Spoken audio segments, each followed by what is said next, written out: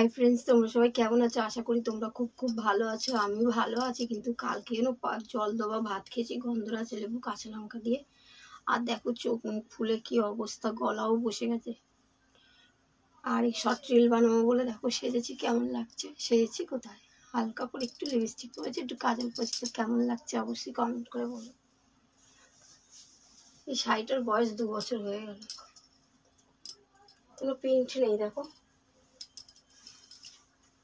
আঁচলে, এই সামনেটা আঁচলটায় আর এই সামনে পাটটুকুতে এই প্রিন্ট আছে, আর কোনো নেই। আর সারা নিচের দিকে দেখো সমস্ত জায়গা সাদা, সারা জায়গায় সাদা।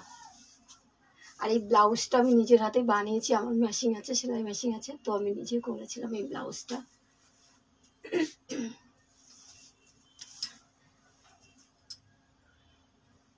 কেমন লাগছে অবশ্যই কমেন্ট করে বলো।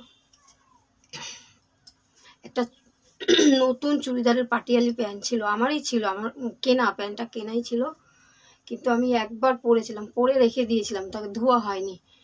তো দেখো পুরো নতুন। তো প্যান্টটা কেটে এই ব্লাউজটা বানিয়েছি, পাটিয়ালি প্যান্টটা কেটে। প্যান্টটা নিয়েছিল 200 টাকা, 220 টাকা বলেছিল, 200 টাকা দিয়েছিলাম। তো ব্লাউজটা দেখো নিজেই করেছি।